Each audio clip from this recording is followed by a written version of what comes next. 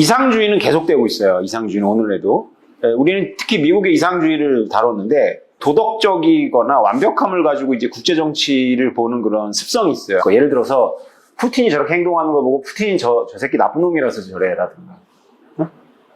그러니까 어떤 사건이 일어났을 때 이게 애초에 누구한테 권리가 있는 거야라든가. 그죠? 그러니까 도덕적이거나 법률적 관점에서 국제 정치를 보지 여러분들이 힘의 관점에서 봤어요. 힘의 관점에서. 여자가 저럴만 하지. 힘이 저렇게 몰렸으니까 뭐 이렇게 본다거나 아 독일이 병신같이 구니까 러시아를 그냥 불러들였네 뭐 이렇게 본다든가 이렇게 안 봤죠. 옳고 그름으로 보든가 아니면 법적이거나 불법적인 걸로 보지 않았어요. 현실을. 그게 다 이상주의야. 그게. 좀 과격하게 얘기하자면. 근데 그런 식으로 이제 이 야수들이 날뛰는 이제 국제 정치를 실행하면 미국의 엘리트들 이야기인데 뭐 시작하는데 끝맺는 게 하나도 없어. 미국의 이상주의가 지금 성했던 지난 20년 동안 손댄 거 중에 끝낸 게 있어요. 아프가니스탄, 뭐 이라크, 뭐 IS 퇴치는 좀 뭐 어느 정도 성과가 있었던 것 같기도 하고, 그죠? 한국 전쟁만 해도 하다 말았고, 그죠? 하다 보면 현실이라는 벽에 부딪혀요. 그래서 우리가 여기는 어디고 우리는 누군가, 그 베트남 전쟁이었죠. 우리는 여기서 뭐 하는 건가 이런 해서 내부 분란이 엄청나게 발생하고 바로 이상주의를 시작했다가 그 이상주의 때문에 포기하게 되는 게 아주 대표적인 게 베트남 전쟁이죠. 이상주의가 주도했던 지난 70년 동안에 미국은 손대는 것마다 실패했고 현명했던 현실주의적 리더들이 나와가지고 이제 복구하고 또 물러나고 복구하고 물러났던 사례들로 제가 이렇게 내러티브를 짰죠. 이상적인 리더들이 했을 때는 다 제대로 한 게 하나도 없는데 미국을 제국주의라고 부르기가 좀 그런 게 미국은 도덕을 추구하는 제국이야라기 때문이라기보다는 너무 실패를 많이 해서 그래. 그러니까 미국이 이렇게 패권을 잡고 있는 그런 미국의 시대가 여러분 생각하는 것보다 아마도 지난 5회를 통해서 느꼈겠지만 미국이 이렇게 만능이 아니구나. 되게 코너에 몰렸고 그러다가 기사회생으로 이렇게 다시 주도권을 잡았구나 이런 생각을 할 거예요. 특히 미국 사람들은 미국은 예외적이라고 그러죠. 도덕을 추구하니까. 근데 사실은 미국을 제국주의라고 부르기가 저도 미국을 제국주의의 범주에 안 들어간다고 생각하는데 그거는 미국이 도덕적인 이상을 추구했다기보다는 그 이상주의 때문에 제대로 뭘 못하기 때문이에요. 예를 들면 이제 미국이 피값으로 점령한 게 일본의 오키나와잖아요. 그죠? 자기가 피값으로 해병대들이 죽으면 점령했던 오키나와 시민들한테 투표를 붙여가지고 일본은 귀속되는 선택을 해주고 자기네가 거기에서 이제 군사기지를 얻어 쓰다가 그 주변에서 막 민원 들어오니까 옮길게 뭐 사건 있어 뭐 또 어쨌건 옮길게 했는데 뭐 오키나와 지방정부는 그것 때문에 막 선거가 여러 번 있었고 막 그거 결사 반대하는 그 지방정부가 계속 당선이 되는 거고 도쿄의 중앙정부는 그걸 즐기는 거지. 그래도 우리가 미국하고 잘 지내나 이렇게 하면서 그렇게, 그러니까 미국의 막 동맹파들이 한국하고 일본에 있는 미국은 되게 중요하다. 동북아에서 굉장히 중요한 역할을 하다. 이 동맹파들이 내 코너에 몰리는 거지.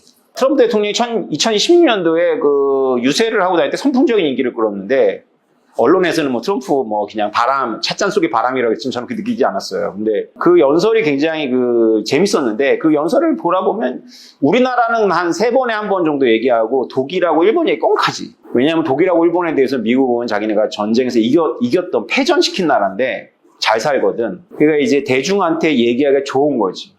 그러니까 미국이 오키나와 기지 문제를 10년 동안 미국이 이러지도 못하고 저러지도 못하게 일본이 그렇게 하니까 미국이 빡 돌았죠. 트럼프가 그런 얘기를 했었어. 그래서 트럼프가 당선되자마자 당선인 시절에 제일 먼저 버선발로 달려가서 자존심 다 버리고 트럼프를 만나러 간 사람이 바로 고 아베 수상이지. 보통 제국주의라면 이렇게 안 하지. 내가 피값을 점령한 거 이거 내 점령지야 이렇게 되는 거죠. 올해 원주민을 몰아내겠지. 야 나가 원주민. 미국의 이상주의가 이제 판을 벌여놓으면 유럽 애들이 이제 오늘 유럽 얘기를 할 건데 이 유럽을 우리가 얘기를 안 할 수가 없는 게 근대사를 공부해보면 모든 좋은 것과 모든 나쁜 것들의 기원이 바로 유럽이라고 말할 수 있을 정도. 이건 수사죠, 수사. 어떻게 모든이겠어. 그러나 너무나 많은 좋은 것들과 너무나 많은 나쁜 것들의 기원이 바로 유럽이야. 지금도 유럽은 전 세계라는 어떤 그런 지구 공동체라는 말을 안 쓰지만 우리가 지금 지구 공동체라면 거기서 유럽은 어떤 독특한 역할이 있어요. 그게 뭐냐면 오피니언 리더들이야, 유럽. 그러니까 미국이 판을 깔면 힘의 정치니까 국제정치 힘의 정치거든요. 판을 깔면 거기서 꼭 노는 애들이 유럽 애들이야. 그러다 이번에 큰일 났죠. 이제 혼났죠. 러시아 때문에 힘의 멋을 보여준 거죠, 푸틴이. ICTY라는 게 있어요. 그러니까 IC 국제형사재판소. 이게 전신이라고 거의 볼 수 있는데 유고슬라비아에서 그 학살이 일어나니까 그걸 처리하기 위해서 국제형사재판소를 만들어 1990년도에 끔찍한 범죄를 특히 학살이라든가 이런 걸 해서 국내법으로다가 처리되지 않는 어떤 그런 반인류 범죄를 다루는 그런 재판소를 만들어 미국이 주도한 거지 뭐. 그럼 거기에 이제 미국 사람들이 앉으면 안 되니까 이제 뭐 캐나다, 뭐 유럽 이런 애들이 가서 앉은 거야. 현실주의 국제정치 쪽에서는 이게 완전 코미디거든. 근데 이거 이상주의자들은 굉장히 진지한 거야. 여러분들도 아마 이럴 거야. 국제정치라는 게 법에 의해서 지배되면 되는 거 아니야? 예를 들어서 독도가 누구 땅이냐 이러면 이게 법에 의해서 그렇게 되는 거 아니야? 우리가 기준으로 삼을 수 있는 어떤 기준이 있어서 어떤 그 기준에 맞고 안 맞고의 3단 논법에 의해서 되는 거 아니야? 라는 나이브한 생각을 하죠. 미국이 한때 전 세계를 거의 막 이제 미국을 도전하는 게 아무것도 없었을 때 미국이 이상주의가 이제 마음껏 한 게 이제 바로 이런 거야. 원래 미국은 기회만 주어지면 이런 식으로 하려고 그래. 유엔이라는 것 자체가 바로 이거의 산물이었고. 근데 어떤 일이 벌어졌는지 알아요? 그 코소보를 폭격했잖아. 코소보를 나토가. 미국이 빠진 유럽이 아무것도 해결을 못하는 거야. 유럽의 뒷마당인데 발칸반도는. 그리스 있는 그 동네가 되게 복잡해요. 인종이. 그 옛날에 거기가 터키의 한 영역이었거든. 유럽의 한복판이지만 터키로 땅으로다가 300년인가 400년이 있었어. 근데 거기는 로마의 귀족 자제들을 유학을 보낸 게 바로 그 아드리에를 지나서 그리스로 유학을 보냈거든. 그러니까 힘은 로마나 가고 있었지만 그 당시 유럽이었던 거야, 그리스가. 지금 미국에도 뭐 유럽, 영국에 가서 공부하잖아요. 로즈 장학생 이런 거 받고. 그런 유럽의 한복판이지만 이슬람이 한동안 장악했었고 최근까지도. 거기서 이제 아주 되게 복잡한데, 그래서 학살이 일어나니까 폭격을 했단 말이지. 그, 유럽이 해결을 못하니까 사실상 미국이 한 거지. 나토의 옷을 입고. 근데, 국제형사재판소 이거 처리하라 그랬더니 여기 검사가 누구를 기소하려고 했냐면, 나토 사령관을 기소하려고. 이게 정치가들이 다 어이가 없는 거야.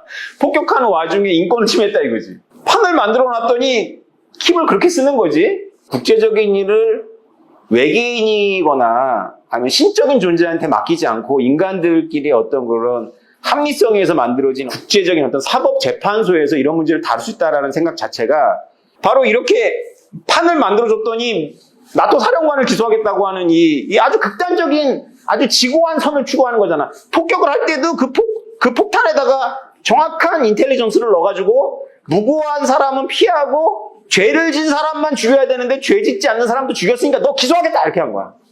물론 후임자가 나토 사령부에 어떤 특정한 사람을 특정할 수 없어서 기소를 안 하는 걸로 했는데 이런 판을 깔아놓으면 아주 골 때리는 해프닝을 막 만들어내는 거야. 아주 막 골 때리는 해프닝이고. 칠레의 독재자라고 알고 있지만 칠레를 또 발전시키기도 했던 양가적인 존재가 피노치트라는 사람이 있는데 이 사람이 진짜 흉악한 독재자라면 권력을 내주지 않았겠지. 뭐 우린 그렇게 또 얘기해. 그 권력을 내줄 수 없을 만큼 몰렸으니까 내줬겠지. 뭐 그렇게 볼 수도 있겠지만 나폴레옹이나 히틀러는 죽을 때까지 했잖아. 근데 권력에서 물러나고 나서 병치로 차 영국에 갔는데 이런 애들이 기소를 하겠다고 그 소환 이렇게 해가지고 영국 법원에 계류가 되어 있었어요. 이렇게. 중요한 건 뭐냐면 이 모든 일들이 역사의 휴일에 일어났던 거야. 역사의 휴일. 역사의 휴일이라는 게 소련이 망하고 나서 짧게 보면 2001년 9.11 사태까지, 좀 길게 보면 중국이 이제 미국에 맞먹겠다고 부상하는 지금까지 전 세계의 여러분과 나를 포함해서 많은 사람들은 국제 정치라는 거는 없고 그건 야만적이었던 우리 조상들이 했던 세력균형 정치라는 거는 인류가 똑똑했으면 안 했을 건데 야만적이기 때문에 했던 것이고 인간들이 다 이성이 있고 합리성을 추구하기 때문에 잘 협의해가지고 옳고 그름이 있다. 응? 판별할 수 있다. 국경 그게 무슨 의미가 있냐? 인간이 만든 많은 조직 중에 가장 쓸모없는 게 바로 국가다. 뭐 이런 이야기들이 막 성했던 시절이 있었어. 한 20-30년 동안. 지금 생각해보면 완전 코미디지. 기업도 실존하고 뭐 NGO 같은 것도 실존하는데 오직 국가만이 그걸 뭐할 필요 하는 건데? 누구 주라고 있는 건데? 뭐 전 지구를 말이야 인위적으로다가 선을 막 그어갖고 말이야 다 갈라놓고 말이야 사람은 다 마음껏 새처럼 넘어갈 수 있는 건데 국가만을 없어져야 돼 라고 했던 게 전부 이상주의니까 이런 그러겠죠. 그럼 이게 어떻게 되냐면 우리 생각에는 이게 이상주의니까 올바른 결론이 날 것 같은데 이상주의의 가장 큰 문제가 뭐냐면 이상주의가 바로 이상을 배반하기 때문에 나쁜 거야. 이상주의가 돕고자 하는 그 이상을 배반해. 아니, 코소보의 그 살인자들을 폭격 안 했으면, 군인들이 폭격 안 했으면 어쩌라고 그러면. 키신저는 이렇게 씁니다. 선출되지 않은 엘리트들이 유엔이건 EU 집행부건 이런 국제조직들은 전부 선출되지 않은 그 엘리트들이 그냥 디글디글거려. 국제 한량들이라고 해요. 국제 한량들. 특히 유럽이 그렇죠. 선출되지 않은 엘리트들이 이성을 도구로 권력을 휘두르는 것은 결국 이성과 정치를 결합하는 국가의 주권을 훼손하고 결국 자기 토대를 허물어 무정부 상태로 귀결된다. 이런 건데 이게 무슨 말이냐면 국가라는 것 자체가 여러분 국가는 힘을 대변하기도 하고 이성을 대변하기도 해. 그래서 국가라는 틀 자체 안에는 아무리 뭐 후진 국가도 있고 좋은 국가도 있지만 어쨌든 국가라는 행위 주체는 이성이라는 것도 갖고 가지만 현실을 해야 되기 때문에 힘이라는 것도 갖고 가는 거야. 힘이라는 걸 없는 것처럼 해버리면 굉장히 좋을 것 같지만 국제적인 모든 문제를 법이 해결할 수 있다면 남중국해에서 중국의 그 구단서는 그 의미 없어요. 나가세요 하면 중국이 국제법이 이렇게 됐네요. 죄송합니다. 물러나고 이런 세계를 꿈꾸는 거잖아. 이런 세계를. 그러면 전쟁이 없겠지. 영어 표현에서 그 말을 그 카트 앞에 두지 않고 카트를 말 앞에 둔다라고 하는 표현이 있는데 바로 그런 사고를 하는 거야. 이게. 국제 정치가 세력 균형에 의해 가지고 질서가 세팅이 됐을 때 마치 ATM 머신에 돈을 뽑듯이 그 다음에 법과 도덕이 쓰는 거지. 법과 도덕을 가지고 운영을 한다? 전쟁이 없어지는 게 아니야. 아무리 법과 도덕을 우리가 다 명징하게 동일하게 생각한다 할지라도 힘의 바탕이 되는 국제 질서가 진공 상태로 들어가거나 현상을 유지하지 못하는 급격한 변화가 발생하면 결국 인간은 한 가지 방법밖에는 몰라. 힘으로 해결하는 거야, 힘으로. 그리고 그 가장 강력한 행위 주체자가 바로 국가고. 오염되어 있는 이상주의가 얼마나 여러분들의 사고를 제약하는 건지 사실과 다르다는 걸 좀 깨달아가요. 아직 멀었어. 아직은 내가 이렇게 지난 50 동안 펼쳐놓은 이야기가 좀 아직은 안 될 수도 있어. 네. 중요한 건 이제 우리가 유럽을 봐야 돼. 가장 역사에서 미스테리가 몇 가지가 있는데 그 미스테리라고 하긴 뭐하지만 하여튼 질문들이 있죠. 그 질문 중에 하나 뭐냐면 1차 세계대전은 왜 일어난 거냐. 우리가 비교적 2차 세계대전에 대해서는 잘 이해를 해. 근데 2차 세계대전이 바로 1차 세계대전에 대한 패자부활전 비슷한 거거든. 우리가 쉽게 말하면 1차 세계대전이 미흡한 결론을 냈기 때문에 결국은 1차 세계대전에 있었던 모든 문제와 또 얹혀지는 몇 가지 문제를 더 얹혀서 한판 일어난 게 바로 2차 세계대전이기 때문에 1차 세계대전하고 2차 세계대전은 구별하지 않고 잠깐 그 사이에 한 20년 정도의 휴전기간이 있었던 건데 그 휴전기간도 전혀 적이진 않고 이 휴전기간 동안에 국제금융에 관련한 의사결정이 일어나거든요. 그래서 사실은 이 국제금융에 관한 의사결정이 그 정강기라고 해서 전쟁과 전쟁 사이를 정강기라고 그러는데 그 정강기에 일어나고 이 의사결정에 때문에 바로 2차 세계가 일어났다는 그런 그 경제학적인 특히 케인스의 어떤 인식 때문에 우리가 지금 누리고 있는 브레튼 우드 시스템이 만들어진 거거든. 그래서 결국 우리가 지금 이제 이것도 현상이 바뀔 텐데 이 브레튼 우드 시스템을 이해하려면 결국은 정강기에 일어났던 그 국제금융의 변화들을 이해해야 되는데 정강기에 있는 국제금융을 이해하려면 1차 세계 이해해야 돼. 일어날 수 없었던 일이라고 본 거야. 케인스는 그 당시 영국에서 이미 유명한 캠브리지 대학 교수였는데 전쟁은 1년 이상 가지 않을 것이다. 1년이 넘어가면 전쟁에 충당할 수 있는 유럽의 유동자산이 바닥나 버릴 것이기 때문이다. 자기 의견에 토를 달면 막 이 멍청한 놈들이라 막 그랬던 거야. 근데 지가 멍청한 거지. 푸틴이 우크라이나를 침공하기 전에도 이런 이야기 엄청 많이 했어 사람들이. 절대 침공 못한다. 저거 블러핑이다. 돈도 없고 무기도 없고 일어나면 안 되는 것하고 일어날 수 없는 걸 자꾸 헷갈리는 거야. 일어나면 안 되지. 전쟁이 일어나면 안 되는데 그 일어나면 안 되기 때문에 일어나지 않아. 1차 세계대전이 얼마나 끔찍한 전쟁이었냐면 이게 우리는 좀 달라요. 우리는 다른 역사가 있기 때문에 그런데 우리 여기 한반도에 살았던 우리의 선조들은 19세기가 행복하지 않았어 전혀. 아마 우리나라 역사에서 현상적으로 가장 비극적인 시절이 아마 19세기라고 볼 수 있을 만큼 안 좋았는데 유럽은 아니었단 말이야. 19세기가 황금기였어, 유럽에. 티모시 스나이더라는 사람은 1914년에 1차 세계가 일어났던 해에 살았던 유럽의 성인은 생전에 2번 다시 그 이전의 수준의 문명을 누리지 못해요. 이때 20살이었다면 이 사람은 평생 못 누려. 왜냐하면 유럽이 그 수준을 회복하는데 1960년까지 지나야 되거든. 유럽이 파괴돼. 1차 세계적으로. 20세기 전반부는 19세기보다 낙후된 거야. 미국은 또 아니야. 유럽이 그래. 자, 이런 1차 대전이 왜 일어나냐. 세르비아하고 이 발칸 반도에서 복잡한 암살이 일어났는데 합스부르크한 거 뭐 오스트리아, 헝가리. 근데 이게 오스트리아, 헝가리하고 독일은 동맹 국가였고 러시아, 프랑스, 영국이 협력 국가였고 이탈리아는 2차 세계대전에는 이렇게 편을 먹었는데 1차 세계대전 때는 이렇게 되어 있는 걸 프랑스하고 영국이 설득을 해가지고 무솔리니를 설득해가지고 이쪽으로 붙게 해. 그래서 요 지도는 좀 이상한 거야. 1차 세계대전에 이탈리아는 이쪽 편이었어. 근데 어쨌건 원래 이렇게 셋이 한 편이고 보시면 알겠지만 유럽이 이렇게 단순해. 지금보다 훨씬 단순하지 지도가. 지금 우크라이나하고 폴란드 다 여기 있는 거야. 없지. 러시아지. 영국, 프랑스, 독일, 오스트리아, 헝가리, 그 다음에 러시아 이렇게 되어 있었는데 러시아, 영국, 프랑스가 독일을 포위하고 있네요. 네. 이런 지정학적인 환경에서 발생했던 1차 세계대전이다. 지정학에서는 이런 질문이 있습니다. 히틀러는 악마잖아, 그지? 그런데 히틀러가 과연 예외적인 존재냐? 독일 사람들 무시하는 게 아니고 히틀러가 과연 이상한 짓을 했느냐? 이상한 짓을 했어요. 이상한 짓을 했는데 외교적으로 이상한 짓을 했느냐? 아니. 주류 학자들은 아니라고 보. 히틀러의 다른 건 모르겠는데 군사적으로는 천재였고 외교적으로도 굉장히 영민했다. 그래서 결론이 이거야. 강대 국제정치의 비극, 공격적 현실주의자 니어 사이먼 교수는 히틀러가 아니었더라도 1930년도에는 독일이 침략적인 모습을 보였을 거다라고 볼 만큼 유럽의 지정학은 심각한 거예요. 외교적인 측면에서 독일 제국과 나치 독일의 유사성은 독일 제국은 이제 그 빌헬름 2세, 1차에 일으킨 빌헬름 2세 황제예요. 독일 제국과 나치 독일의 유사성은 더욱 돋보인다. 외교적인 측면에서. 히틀러는 같은 지정학적 해석을 공유하고 있었고 국가들의 분쟁에 관한 확실성, 유럽의 패권을 향한 마찬가지 욕망과 논리를 공유하고 있었다. 2차 세계대전은 지정학적 분석의 타당성을 더욱 명확히 하는 것이 다를 뿐이다.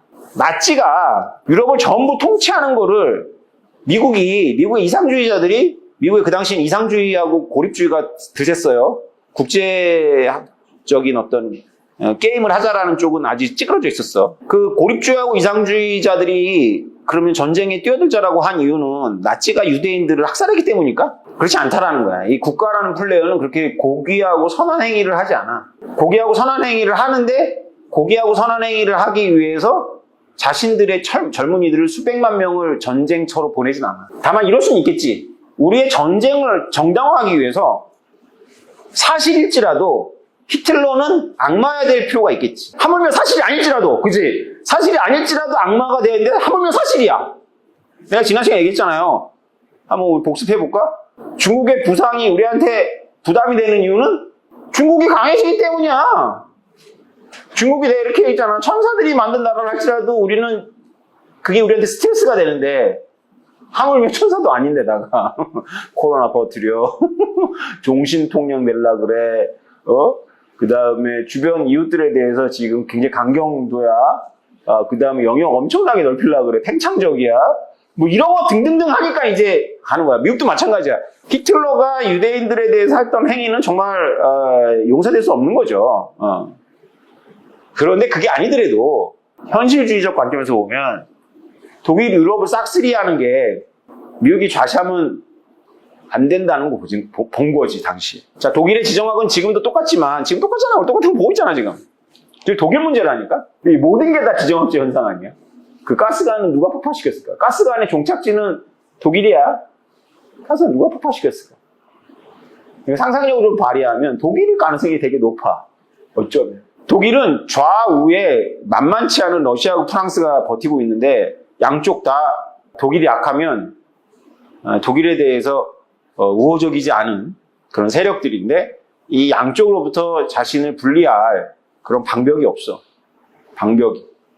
그래서 독일 사람들은 자기네들이 강해져야만 된다는 생각을 하는 거죠. 그리고 실제로 이 민족성이 있는지 모르겠지만 강해 또 뭉치면. 중세 유럽의 역사가 독일을 여러 공국으로 나눠가지고 분할하는 쪽으로 계속 이렇게 세력 균형을 유도했어요.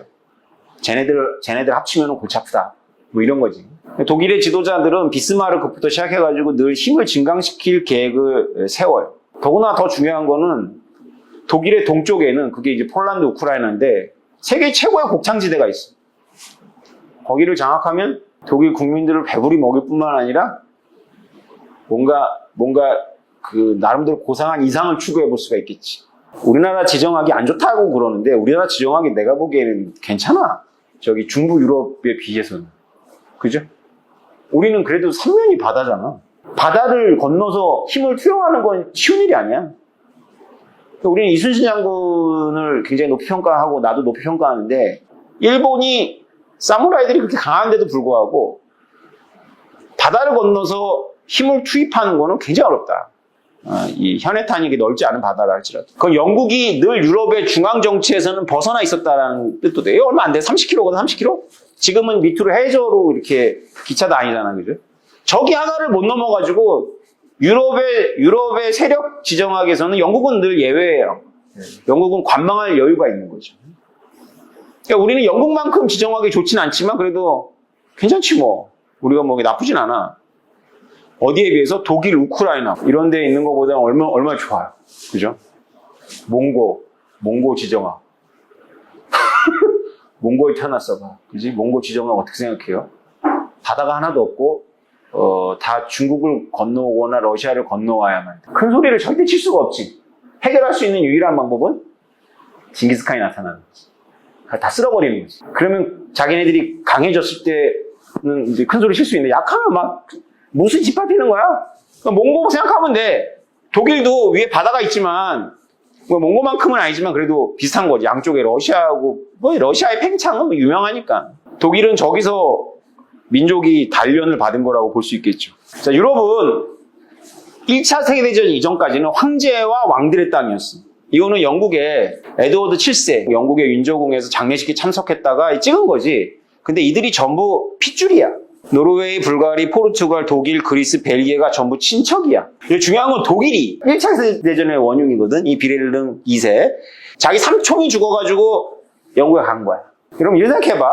우리나라 조선 왕조하고 일본하고 피가 섞였다고 생각해봐. 예를 들어서 우리나라 고종 황제의 엄마가 일본 사람이다. 아빠는 당연히 이씨 왕조일 거고. 뭐 이렇게 생각하면 돼, 유럽은. 근데 200년을 놓고 보면 지금 영국 왕실은 독일 피가 더 많아. 비렐름 2세야 빅토리아 여왕. 그러니까 영국 제국을 상징하는 게 저 빅토리아 여왕 시대거든. 19세기. 저분이 혼자서 60년인가 재위를 했나? 60년 좀 넘을 거예요. 첫 번째 딸의 아들이니까 외손주지, 외손주. 이게 비렐름 2세야. 외할머니가 그러니까 영국 여왕이야. 루즈벨트 대통령 2명 있어요, 미국에. 그 2차 세계대전을 전쟁을 했던 루즈벨트 대통령이 있고 그거의 삼촌인 19세기 말에 루즈벨트 대통령이 있는데 그 루즈벨트 대통령이 외교 사절로 2차 세계 막아보려고 좀 이렇게 좀 해보려고 가서 비렐름 2세를 만났는데 비렐름 2세가 전 미국의 대통령을 만난 자리에서 나는 영국에서 자란 사람이고 내 일부는 영국인이라고 느끼고 나는 영국을 흠모하오라고 얘기했어. 그러면서 이제 뭐라고 이제 강조한 거냐면 미국 대통령 안심시킨 거지. 내가 있는 한 독일하고 영국이 전쟁한다는 건 있을 수도 없지. 윈저궁이라는 건 독일에 대한 영국인들의 감정이 너무 안 좋으니까 영국의 에드워드 7세, 에드워드 3세도 전부 독일 아버지야. 독일인 아버지니까 그 무슨 독일의 지역명을 딴 이름이 있었는데 그걸 독일하고 전쟁을 해야 되니까 이제 국민들의 감정을 생각해서 윈저궁으로 바꾼 거야, 이름. 독일하고 영국은 이렇게 가까워. 그래서 여러분들이 지정학을 현실주의로 공부를 해야 되는 거야. 이게 마치 뭐냐면 수많은 나라들이 서로 무역을 하고 이렇게 연결되어 있고 국제적인 기구를 만들면 전쟁이 안 일어날 거라고 생각하는 것은 우리가 1차 세전을 지금 경험한 상태에서 보는데 야 이렇게까지 친인척 있네. 이게 다 아버지가 같거나 할아버지가 같은데 얘네들이 서로 전쟁을 하고 싸우겠냐라는 거랑 똑같은 거야. 결론은 뭐야? 싸워. 왜? 행위 주체는 얘네들이 아니거든. 국가거든. 국가는 그런 거 없어. 유럽이 이렇게 되어 있는 거 몰랐지. 빅토리아 여왕의 엄마가 독일인인 거 몰랐지.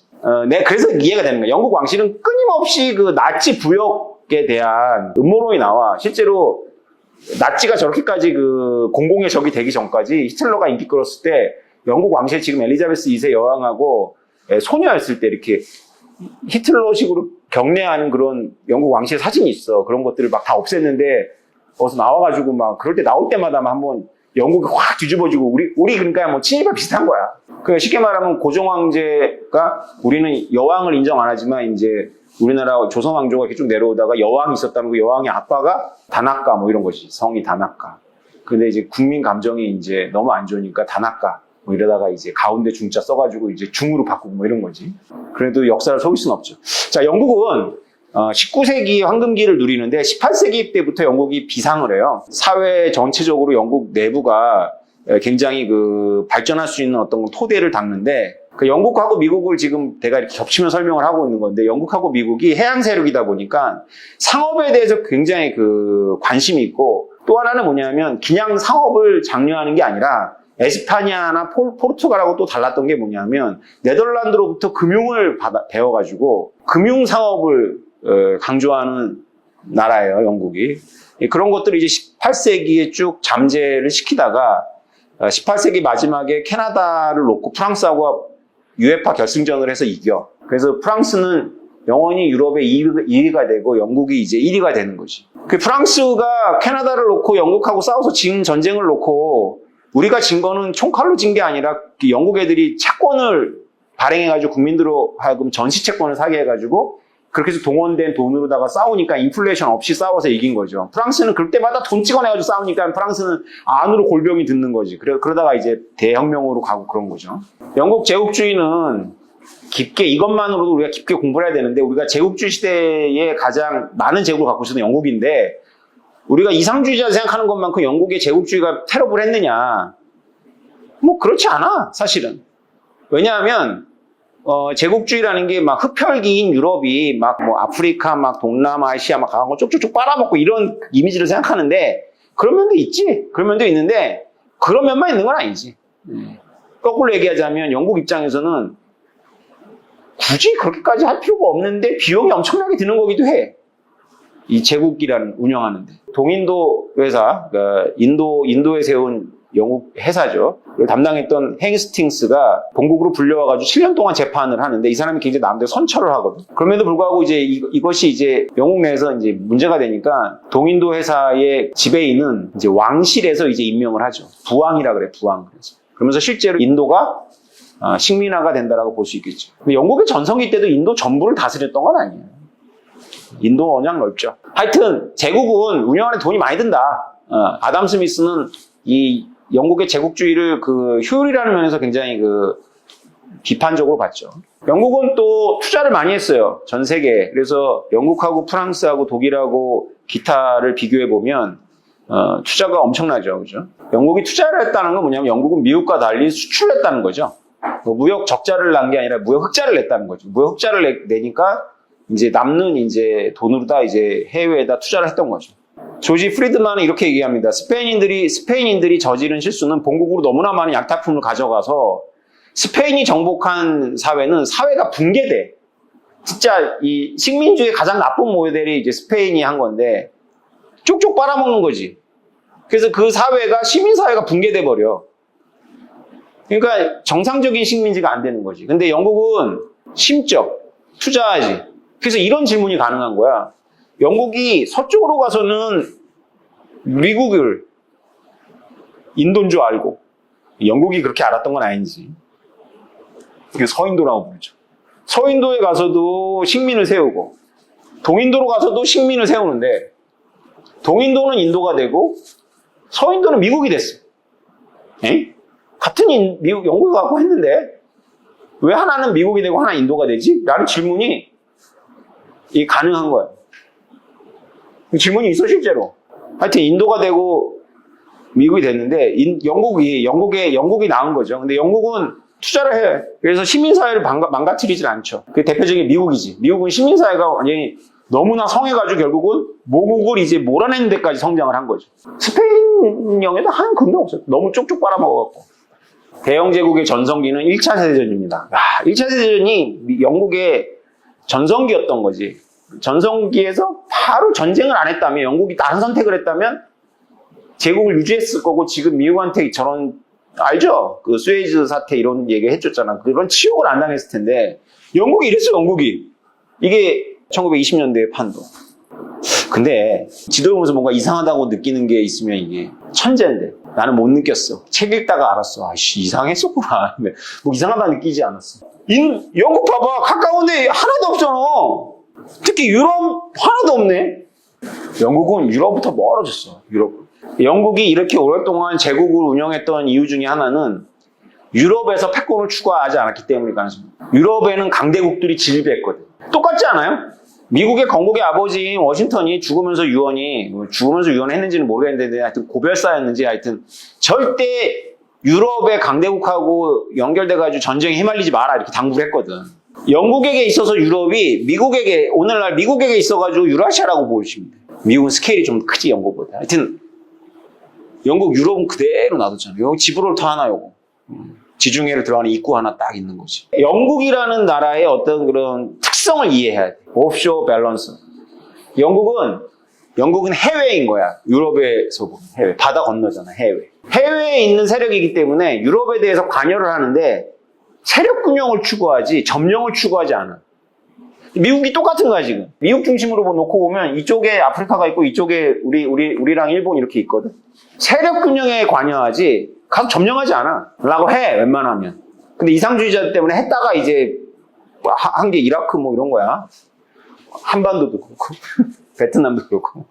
그러니까 영국이 유럽을 놔두고 이렇게 하는 그 세계 경영에서는 이렇게 압도적이었어. 면적하고 인구하고 보면 프랑스 2위가 프랑스인데 뭐 이걸 2위라고 말하기도 좀 애매하지, 그죠? 영국과 미국을 한번 비교해 봅시다. 영국과 미국은 굉장히 닮았어. 영국이 낳은 게 바로 미국이라서 그런가. 하여튼 생긴 것도 닮았고, 그죠? 같은 영어를 쓰고 이런 것뿐만이 아니라 거의 비슷하다고 보시면 되는데 1880년까지 전 세계 상품 제조와 무역의 4분의 1을 영국이 담당하는데 영국 본토가 아니라 영국 제국 전부 합쳐서 자기가 점령한 제국 오스트리아, 카나다에 충실하게 투자를 하는 거야. 충실하게.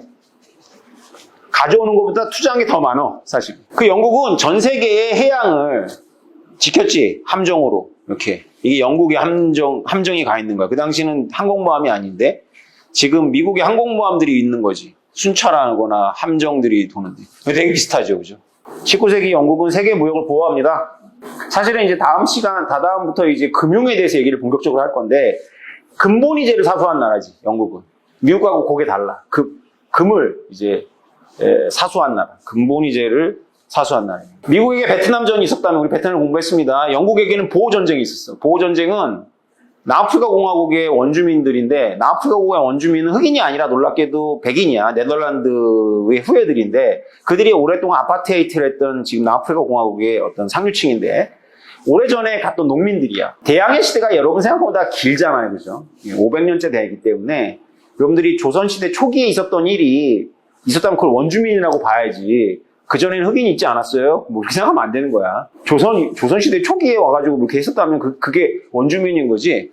근데 영국이 최전성기에 보호인들하고 백인이지만 아프리카의 유일한 백인 원주민들하고 싸워가지고 당한 거야, 이거. 이게 영국 시체들이야. 그냥 처참하게 당해, 그냥 처참하게. 보호인들의 게릴라전에 당합니다. 미국의 베트남전하고 굉장히 양태가 비슷했는데 45,000명이 사망을 했고 영국 엄청난 돈을 썼고 문제는 뭐냐면 인권 논쟁이 벌어져가지고 영국 내부가 엄청나게 심각해져. 전쟁에는 이겼는데 사실상 모든 걸 다 양보해. 보호인들이 게릴라전을 하니까 남자들이 다 마을을 버리고 산으로 도망을 가서 게릴라를 하는데 영국 입장에서는 고민이 되는 거야. 이 아녀자들하고 아이들 어떡할까? 영국의 양심상 죽일 수는 없고 방치했더니 계속 게릴라들을 도와줘. 고민하다가 야 수용소에 넣어라. 그래서 수용소를 대충 만들어 넣었어. 그랬더니 수용소가 무덤이 돼버린 거야. 아프리카잖아. 위생 해가지고 그냥 엄청난 아이들이 죽어. 27,000명의 보호인들이 이 수용소에 사망을 하는데 대부분이 아이들이지. 아이들은 참 약해. 전염병도 돌고 그랬겠죠. 이것 때문에 영국이 막 너무 괴로운 거지. 영국이 자신감을 잃기 시작합니다. 또 작전도 실패해가지고 완전히 괴멸을 당해. 처칠이라는 인물이 이제 계속 나오는데 처칠이 여기 종군 기자로 가서 이제 잡혀요. 여기는 종군 기자였나? 하여튼 참전을 했나? 잡혀. 근데 그걸 탈출해와. 처칠이 노벨문학상 받은 거 알죠? 처칠이 영국의 수상이었던 사람 있잖아요, 그죠? 노벨문학상 받았어, 노벨문학상. 2차 세계대전이라는 책을 써가지고. 책 쓰는 걸 되게 좋아하는 사람인데 원래 출신이 뭐였냐면 기자였어. 그래서 자기가 탈출해왔던 걸 써가지고 이제 영웅이 되죠, 영국에서. 그전에도 유명했었는데. 독일이 보호전쟁을 연구합니다. 그래서 여러분, 우리가 지난번에 했던 미국에게 베트남 전쟁이, 결국 베트남 전쟁에 몰린 게, 우리 생각에는, 아무것도 아닌데 가서 졌다, 창피를 당했다고 생각하지만 이게 그런 게 아니야. 베트남전에서 지는 게 너무 심각하기 때문에, 그래서 그 천재적인 발상이 나오는 거거든? 그 상식을 뛰어넘는 발상? 중국을 우리 편으로 바꾸면서 체스를 바둑으로 바꿔버리자. 뭐 이런 발상이 나와서 결국은 이겼듯이 이게 강대국이 이렇게 러시아가 강대국이죠. 군사적으로는. 근데 우크라이나에서 빠져나오다가 잘못해가지고 이제 망신을 당하면 저거는 이제 또 깔아앉는 거거든.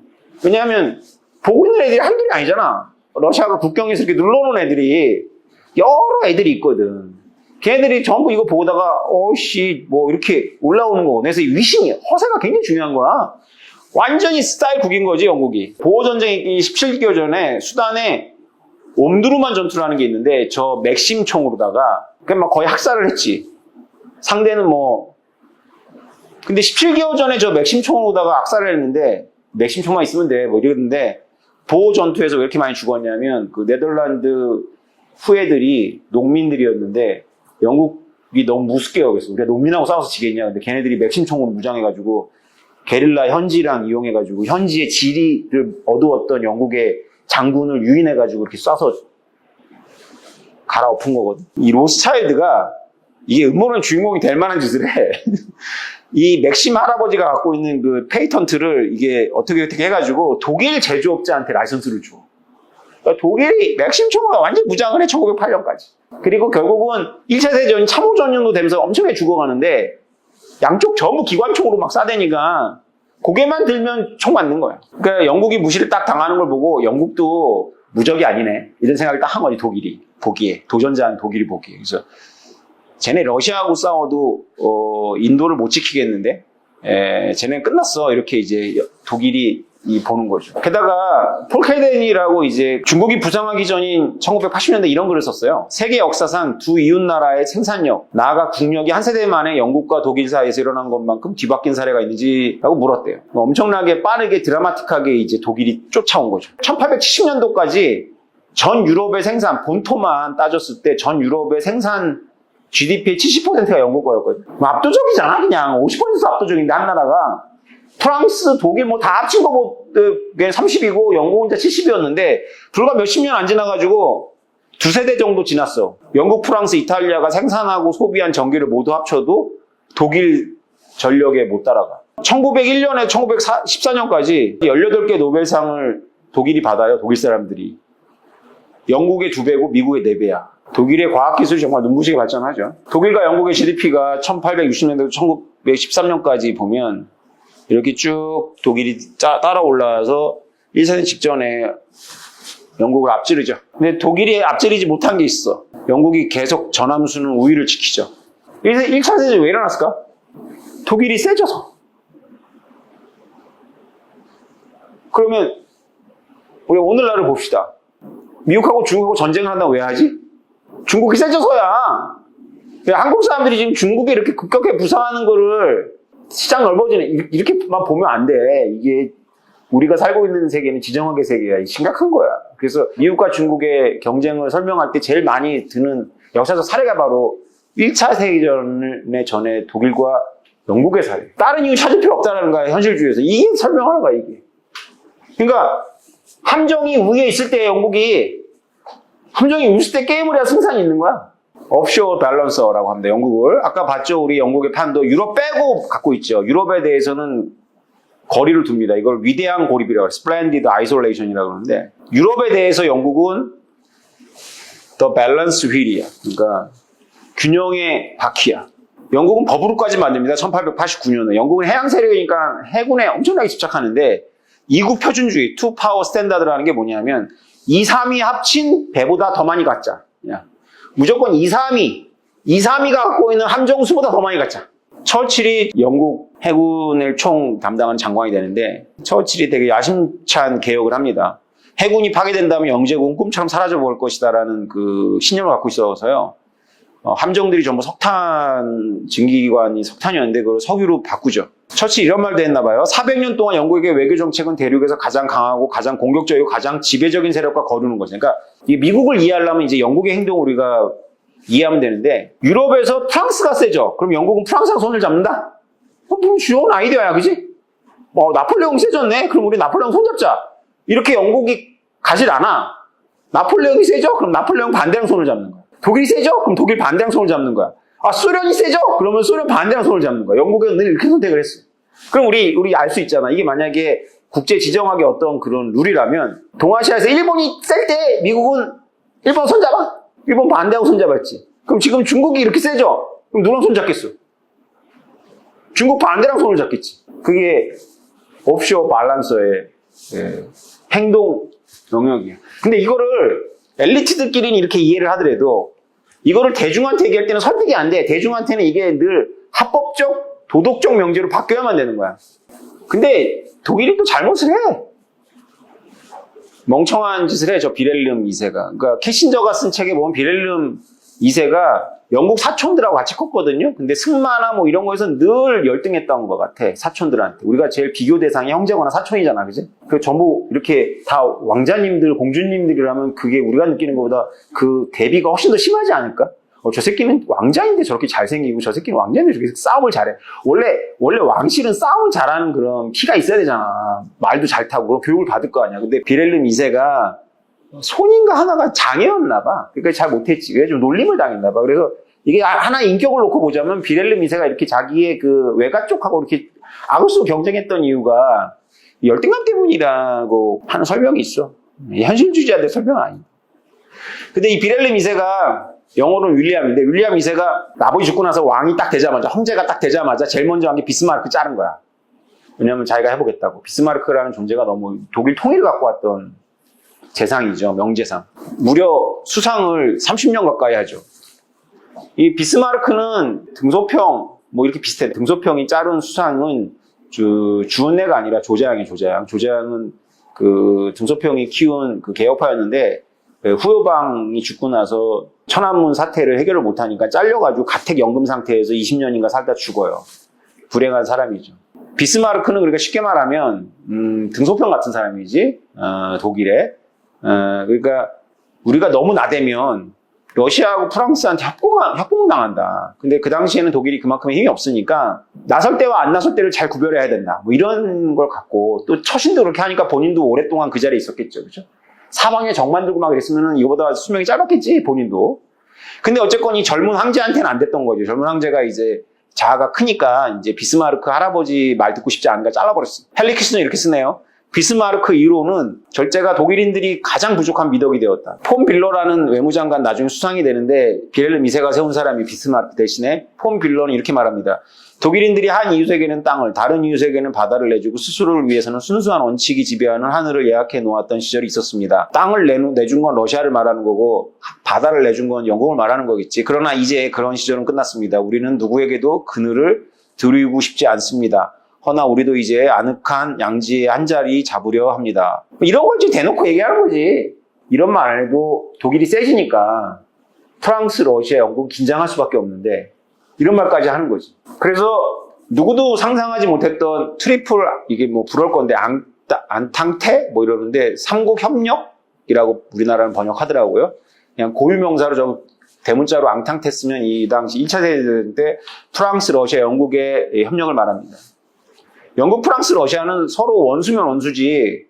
영국하고 프랑스가 우리하고 일본 사이보다 뭐 나쁘면 나빠지 좋을 이유가 없는 나라거든, 여가. 우리 임진왜란 몇 년 했어? 몇 년 안 했잖아. 100년 동안 싸운 애들 아니야? 또 영국하고 러시아하고 뭐 사이 좋을 리가 없잖아. 러시아를 견제하려고 영국이 저 멀리 있는 데 와갖고 일본하고 손을 잡잖아. 러시아 견제하려고. 그런 이 세 나라가 협력을 하게 된 거는 바로 독일이 자초했어요. 왜냐하면 모로코 위기를 만듭니다. 모로코가 북아프리카에 있는 거에 프랑스의 식민지였는데 거기에 술탄을 꼬드겨가지고 프랑스한테 대들게 해요. 왜냐면 프랑스가 위상이 되게 약해졌어. 근데 프랑스가 지금도 마찬가지지만은 그 자신이 그 국제적으로 이렇게 보여지는 모습하고 실제 실력하고 차이가 굉장히 많이 나는 나라예요. 유럽이라는 게 뭐냐면 독일이 무등을 태우고 그 위에서 프랑스가 큰 소리 치는 게 바로 이유야. 어느 날 이런 날이 올 거야, 독일이. 내 평생. 그때도 그랬어. 그러니까 독일이 이제 프랑스가 허장성세라는 걸 아니까 이제 식민지 하나 흔들어가지고 이제 치욕을 줬죠. 그래서 그거는 이겼는데 그렇게 되니까 영국하고 프랑스가 영국이 원래 고립을 추구하지 프랑스하고 우리가 동맹까지 가야 돼? 아, 그거 싫은데? 근데 프랑스가 막 구애를 막 하니까 이제 했어. 근데 사실은 있잖아. 우리가 2차 세계대전 이후에 이 세계 질서를 세팅하는데 한국전쟁이 역할을 했다고 그랬잖아요. 그죠? 베트남전과 연결을 되잖아. 이게 참 우리나라가 이게 선택받은 민족인지 섭리인지 이때도 역할을 해. 우리나라의 명성황후께서 러시아하고 가까웠잖아요. 일본이 청나라를 팍 쳐가지고 산둥반동가를 따냈는데 러시아가 일본 하려고 독일하고 딱 해가지고 일본을 그 당시 약했으니까 이렇게 눌렀잖아요. 그래서 일본이 이를 가는데 결정적으로 이제 우리나라 고종황제와 그 일파들이 러시아에 막 가까이 가니까 일본이 맘먹고 러시아하고 한번 붙었어. 근데 일본이 세계 무대에서 아마 러시아하고 붙었다면 일본이 발렸을 텐데 일본이 그 당시에 강대국이 아니었어. 러시아는 강대국 반열이 있었고. 근데 이게 러시아가 이 극동함대가 없다 보니까 이렇게 돌아오고 영국이 막 방해해놓으니까 바다는 다 영국이니까 막 문 안 열어주니까 빽 돌아가지고 오느라고 힘 다 뺐는데 이제 해가지고 이제 러시아가 깨졌잖아. 그지? 러시아가 깨지니까 영국하고 프랑스하고 독일의 공동의 적이 러시아예요. 왜냐면 러시아는 원래부터 팽창주의적이거든. 러시아가 힘이 너무 약해진 거야.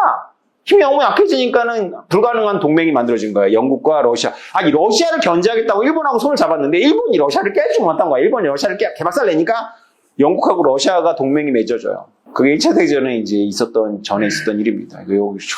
우리가 뭐 원한 건 아니지만, 이게 지구가, 역사가 한반도를 중심으로 돌아간 거야. 한반도 때문에 일어난 러일 전쟁의 결과로 불가능한 동맹이 일어나고 그 불가능한 동맹 때문에 1차 대전이 터지고 1차 대전 때문에 정강기에 그 금융혼란이 오고 정강기의 금융혼란 때문에 나치가 탄생하고 나치가 탄생해서 2차 대전이 오고 1차 대전이 끝나니까 일본이 망하고 우리가 독립이 됐는데 어정쩡한 독립이어가지고 다시 6.25가 터지고 이렇게 된 거야. 이렇게 우리가 생각하는 것보다 굉장히 우리의 존재감이 크다. 우리의 프레전스. 와, 봐봐. 우리 때문에 결국은 러일 전쟁에서 러시아가 강대국인 줄 알았는데 체면을 구기니까 영국이 러시아를 도와줘야 되겠다 해서 숙적인 러시아하고 손을 잡는 거야. 비스마르크는 어떻게 해서든지 프랑스하고 러시아를 떼어놓는 것이 독일의 살 길이라는 걸 생각했는데 그 이후에 자존감이 약했던 비렐름 황제와 그 측근들은 해보지 뭐 이런 생각들이 있었던 거예요. 이게 뭐 인격에 대해서 설명하는 게 별 의미는 없지만 그것도 뭐 우연히 영향을 미치는 거지. 영국의 위대한 고립이 무엇인지 고민해 봅시다. 이것은 바로 미국에 대한 설명이기 때문이고 그것은 바로 지금을 사는 우리들에게 의미가 있기 때문에 설명을 할 수밖에 없어요. 영국은 원래부터 선조들이 절대 유럽에 끼지 마라 이렇게 얘기를 했어요. 그래서 영국의 그 전통 때문에 프랑스하고 동맹을 맺었을 때도 일시적이라고 자꾸 강조했어요. 프랑스 외교관들한테. 이거 일시적이야. 이거 일시적. 독일이 저 새끼들이 너무 저기 사나우니까 하는 일시적인 거야 이런 거지. 프랑스는 자존감을 내려놓고 자존심 내고 영국에 손을 내밀었는데 많은 역사학자들이 하는 가정이야. 비렐름 2세가 자기 외가인 영국한테 내가 외가랑 싸우겠냐? 그냥 잘 지내자 이렇게 했다면 이 세상에 안 일어나고 영국 제국주의가 몰락하는 일도 없었다. 뭐 이런 거지. 근데 실제로는 마지막에 막판에 이 전쟁으로 빨려 들어갈 것 같아서 영국의 이쪽에서 독일한테 노란 손수건 흔들립니다. 그걸 할단의 미션이라고 하는데 해군 장관이 독일에 갑니다. 독일에 가서 비렐름을 만나서 우리가 중립을 지킬 테니 너희들도 중립을 지켜라 라고 얘기를 했는데 비렐름 황제가 콧방귀를 끼면서 우리가 왜 너희랑 그 대신 그럼 해줄게 했는데 너 내가 저기 프랑스하고 러시아하고 깨박맨데 그 말은 그렇게 안 했는데 거의 그런 뉘앙스였게 할 때도 중립 지켜 그러면 네가 보장하면 나도 중립이야 이렇게 했어요. 마지막까지도 독일하고 안 싸울 방법을 찾았지 영국은. 자기네 문제가 아니니까. 프랑스는 어떻게 쓰는지 영국을 손 여기서 이 사파가 뭐냐면 이게 비렐름 2세고 이게 영국 신사잖아. 이게 프랑스를 상징해. 근데 이제 그림이 이제 프랑스의 거리의 여성. 이 비렐름 2세가 이제 너희 둘이 붙어봐야 별거 있겠어? 이렇게 하는 그런 풍자를 하는 거죠. 이때 비렐름 2세가 자기 사촌 집안인 영국 제국하고 잘 지내야지 왜 싸우면 되겠냐라고 했다면 역사는 또 어떻게 될지 모르죠. 영국의 고립주의는 믿을 수 없는 영국인이라는 말을 낳았습니다. 비슷하죠. 그러니까 이게 지정학이라는 게 공부해보면 너무 재밌는 게 놀랍게도 사람도 변하고 다 변하는데 그게 지리에서 오는 어떤 그런 파워가 있는지 영국은 지금도 저래. 지금도. 브렉시트. 그죠? 이탈해버리잖아. 그래서 브렉시트 일어났을 때 또 유럽의 엘리트들이 뭐라고 했어요? 이 믿을 수 없는 놈들. 영국은 역시 믿을 수가 없어. 이렇게 됐고. 우리는 가능한 한 유럽 대륙에 개입하지 말아야 한다. 영국의 무게를 실어주는 것 이외에 유럽 대륙에서의 균형의 축을 회복할 가망이 전혀 없는 상황이 아닌 한 특히 대륙에서의 지상전에는 결코 개입하지 말아야 한다. 19세기 이후에 영국이 유럽에 군대를 파견한 사례는 나폴레옹이 프랑스를 강대국으로 만들었을 때 프랑스를 저지하기 위해서 군대를 파견했고요. 비렐름 2세 지금 말한 비렐름 2세의 독일을 저지하려고 이사했었고 발을 빼요. 그래서 또 그 유럽 대륙이 어떻게 돌아가든지 정강기 동안 영국은 이렇게 멀리서 봅니다. 알아서 좀 해, 알아서 뭐 이렇게 하면 그러다가 또 히틀러의 독일을 저지하려고 처칠이 들어갑니다. 영국은 또 이빨 빠진 호랑이 됐는데 소련을 저지해야 된다는 사명이 있으니까 영국만 그래도 제대로 된 군대가 있었고 독일 다 박살났고 프랑스는 뭐 의미가 없으니까 미국의 요청도 있었겠지만 서베를린에 영국 군대가 진주합니다.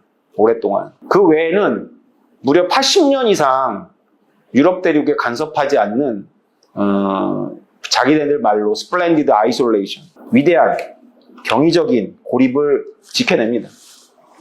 어쩌면 우리가 영국이 신사라는 말을 한다거나 뭐 사력 있게 행동한다라는 표현도 아마도 영국의 외교 정책이 이렇게 오랫동안 영국의 제국을 지킬 수 있을 정도로 싸움에 말려 들어가는 걸 억제했기 때문에 이제 붙은 이름 같아요. 사실 이 당시에도 막 유럽 대륙은 막 여기저기서 막 계속 터지고 그랬거든.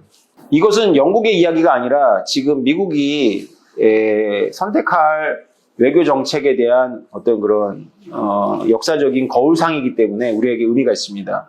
피터 자이아는 트럼프가 등장하기 전에 미국 없는 유라시아를 준비해야 된다라고 주장을 했습니다. 이번에 신간에 나왔는데 신간의 제목은 The End of the World야. 미국이 철수하고 유라시아 대륙은 이제 완전 혼동으로 들어간다는 좀 과격한 주장인데 피터 자이안의 주장은 글은 읽을만 합니다. 굉장히 인사이트가 있어요. 근데 나는 동의는 안 해. 그런 전망에 대해서는. 나는 또 다른 생각이 있는데 이 피터 자이안은 유라시아로부터의 미군의 철수를 가장 우아하고 가장 재밌고 가장 희극적으로 해낼 수 있는 대통령이 트럼프라고 봤어요. 실제로 그렇게 주장을 했었고 근데 이제 단명했죠. 어쨌건 사면했는데 우리가 관찰해 보면 여러분도 알겠지만 트럼프보다 더 트럼프적인 게 바로 바이든의 집권 2년이었어. 바이든이 미얀마에 대해서 뭐 했어? 바이든이 카자흐스탄에 대해서 뭐 했어? 바이든이 우크라이나에 대해서는 뭐 하고 있어? 이제 이렇게 보면 되게 암담해요. 미국이 영국처럼 이제 그 옵쇼어 밸런서 역할을 하면서 이제 한국하고 일본하고 싸우면 뭐 싸워봐. 하는 거지. 그 니네 문제 막 똑똑하고 뭐 알았어 뭐 하는 거지. 그럼 지소미아라는 말 들어봤겠지만은 오바마 대통령 때 동아시아 리밸런싱 하면서 가장 오바마 대통령 정부가 가장 많이 추진했던 게 뭐냐? 한국하고 일본의 화해야. 한국하고 일본이 화해를 해야지 되는데 이놈의 두 나라가 화해를 하니까 미국의 동아시아 정책이 먹히질 않는 거야. 심지어는 미국이 관찰해보기에 한국하고 일본은 서로를 미워해가지고 특히 한국이 그러는 건데 중국하고 편먹을 가능성도 있어.